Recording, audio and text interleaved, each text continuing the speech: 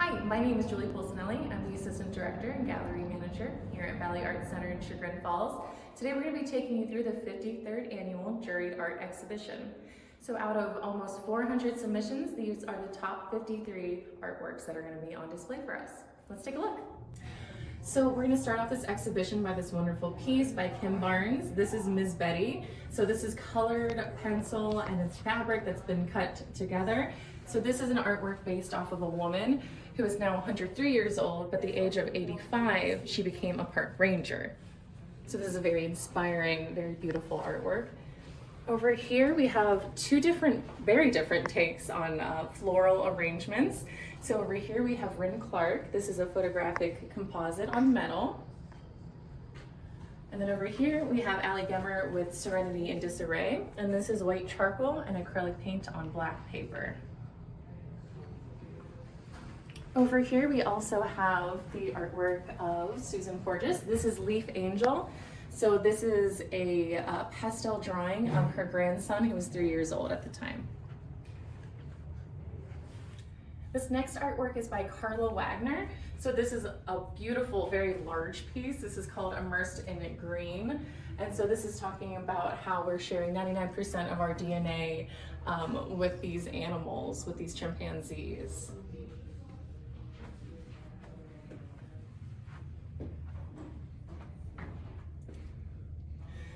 Next, we have a couple of artworks here in our patron gallery. So first I'll show you Laura Rath. So Laura Rath is actually one of our students here, a student of Rob Crombie, who we'll see a little later in the galleries. This is a German countryside, a beautiful oil on canvas painting. Over here, we have this gorgeous still life from Jennifer Chabon. So this is soft pastel pencil, and watercolor on paper.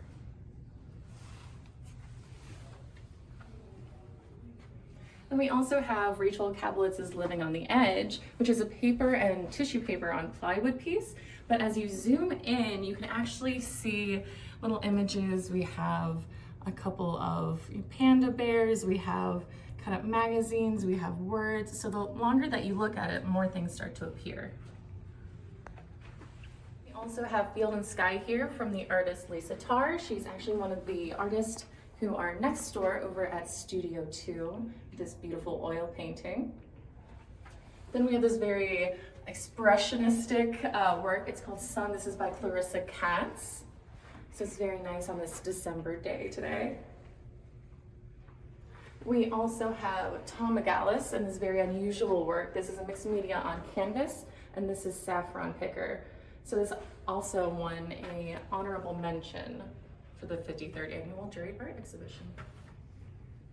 This next piece is by artist Susan Griffin. This also won the honorable mention. So this piece is called Sparrow on Firth of Forth. This is cotton fabrics, cotton and silk fibers, and beads. It's a really beautiful fabric composition. And then we have Tony Skinner. So this piece is called Ellie. This work is pastel, charcoal, fabric, wallpaper, and colored pencil. So this is part of a series dealing with the housing insecurity epidemic in our country. And from here, we will go into the Bowen Gallery.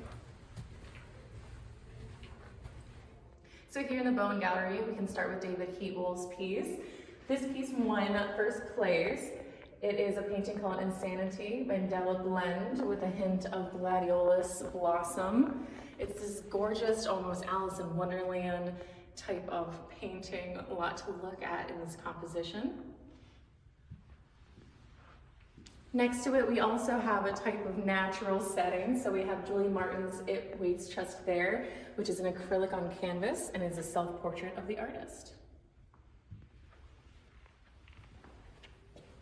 As mentioned earlier, we have our faculty member here. This is Rob Crombie with Sunlit Wood, winning an honorable mention and a beautiful impressionist landscape here. And finally, something very different over here is Will Wilson's Blue Bot. So Will is a familiar face here at the Juried Exhibition. This is his third year in here. And it's very much inspired by graffiti. It has these wonderful doodles in it. So the longer you look at it, the more different characters start to pop up. We also have another faculty member on this wall, so this is Susan Krause. She's working in acrylic paints, charcoal, and crayon on canvas. And this won the Phyllis Lloyd Memorial Award this year for excellence in abstract painting. One more award winner here is Robert J. Plitka's piece. This is Red Celosia at the Cleveland Botanical Gardens, and this won the Dorothy Lee Leary Award for excellence in art.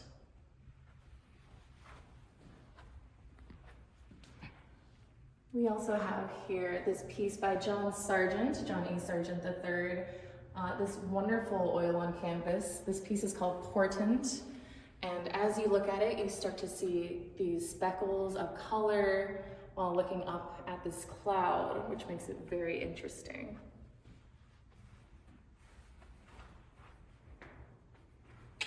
So Voices from Another Room here is a work by Michael W. High.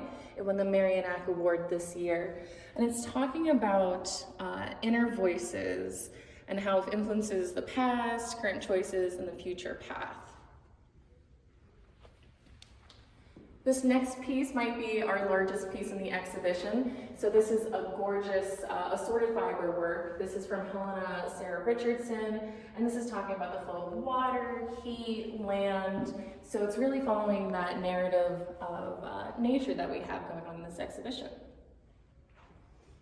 And then we also have M. Coy. So this artwork is an internally illuminated, manipulated digital print, and this is called Self-Portrait, The Sad Part.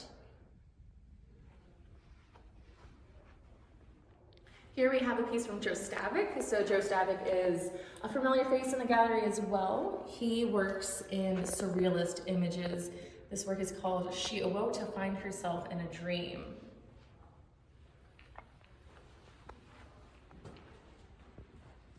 Finally, a new face here, we have Josh Shevitz. So this work is wonderfully autobiographical. It's called What's It Worth?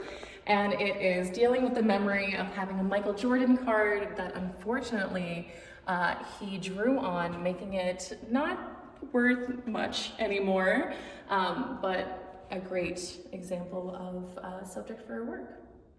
The next two pieces that we have here are made with wood elements. So this is Reinhold Freiberg-Schauser, and this piece is called Thinking of Klimt Again. It's a lathe-turned wood with mahogany, walnut, and a carved finial, glass, pyrographic engraving, acrylic metallic paint, and colored pencil.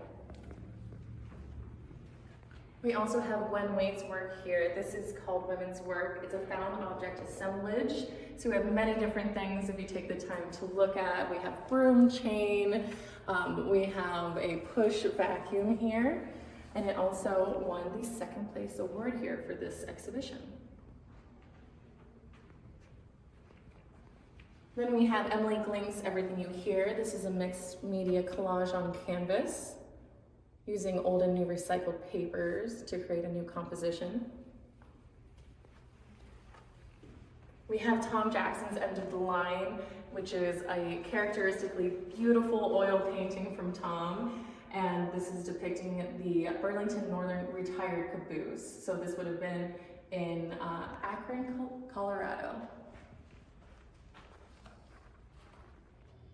We have two wonderfully nostalgic works here, which is why I put them together. While curating, we have The Thread of Joy by Eric Rippert. So this is a very fun oil, acrylic, and ink on canvas. We also have this piece, which is Sharon Frank Masgash, and this is The King of Cowboys, Queen of the West, and this was an honorable mention.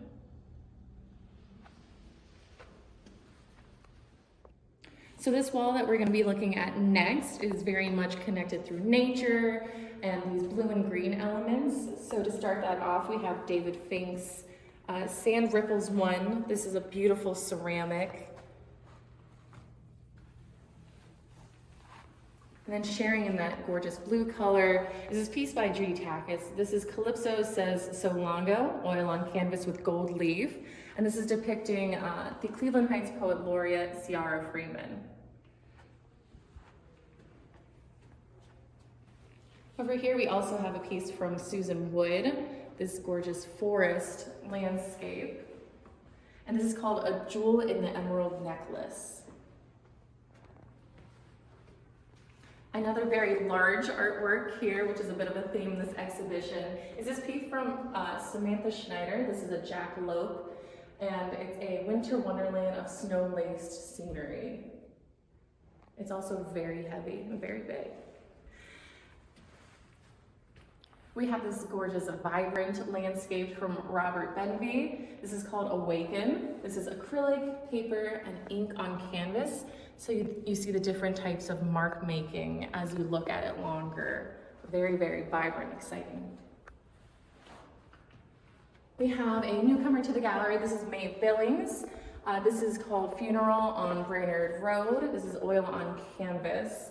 And they were also awarded the Victoria Welling Award for excellence in art for this exhibition. And then one more piece that's reflecting birds. We have Avian Dancers from William Moore. So this is wood, epoxy, stain, and polywhite. Then we have this piece from Judy Crew. This work is one large dress that is also housing 58 smaller dresses. And each of these dresses represent a larger dress, a full-size dress, that Judy has made. This piece is called Dance with Dementia, and there is a poem that goes along with this that is on the apron here in the front, and the poem actually fades out, representing an experience with dementia.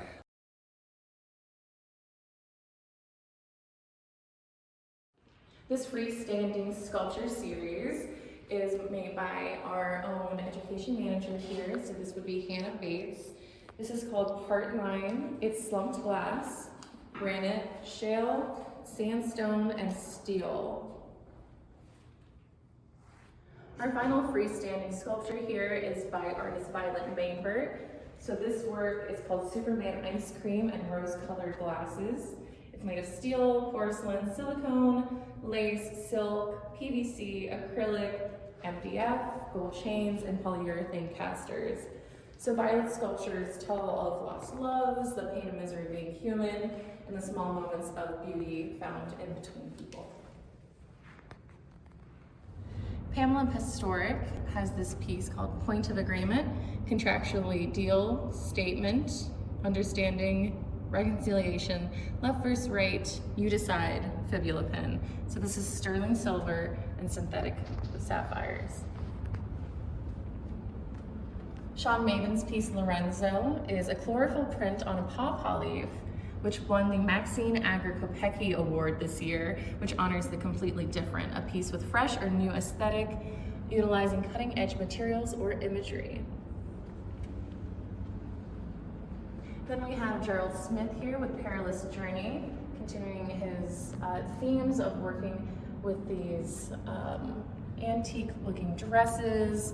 So he talks about imagining being a child dressed for travel, clothed for protection and distinction. We have this really gorgeous circle piece here. So this is in oil on circular canvas. This is Marbles by Jose Marie Quinones. And this won Best in Show for this exhibition. We have a piece from Jill Yannick Eisert. So this is The Last Tea Party, which is actually three-dimensional. So we have graphite, watercolor, paper, paper clay, and bound object here. This piece won the Darling Jackson Watercolor Award for Excellence in Art. We also have Keenan Alsabani with his acrylic paint on canvas of a piece called Crushed. A little bit larger scale here, we have Mark Giangasparo's work. So this is Mod 2, and this is pastel on paper. It is not a photograph, it's just photorealistic. And this won 3rd place for the 53rd Annual Juried Art Exhibition. Rick Rolandhagen's work here is called Intinuous, and it is an alabaster sculpture. We also have Lisa Schoenberg's work. This is a relief monoprint. This is called Global Aberrations Number 11, Overgrowth. This work is talking about warmer global temperatures and fertilizers leaching into lakes, and yet it is still a gorgeous piece of natural work. Then we also have Fallon Hartley's work, But the Words Don't Come Out. So this is a really interesting type of artwork. This is called tufting. So this is monk's cloth and acrylic yarn. And this piece is about the artist's struggle of having social anxiety and the feeling of never being able to find the right words to properly express themselves. This piece also won an honorable mention for this exhibition. So our last pieces that we're going to be talking about today are actually the first ones that you see upon entering the Bowen Gallery. So the first here is this oil painting on canvas from Robert Wright. This is called Boston Water Park. So he says, along the waterfront in Boston, a connecting series of green space feature parks and restaurants. A water park was seen with children playing in the spray mist, and in the foreground, a young girl cautiously enters the fountains. And then this next work is from Scout. And this is a thrown and manipulated stoneware. Well, thank you so much for taking your time today for this tour of the 53rd Annual Juried Art Exhibition here at Valley Art Center, and we will see you for the next show.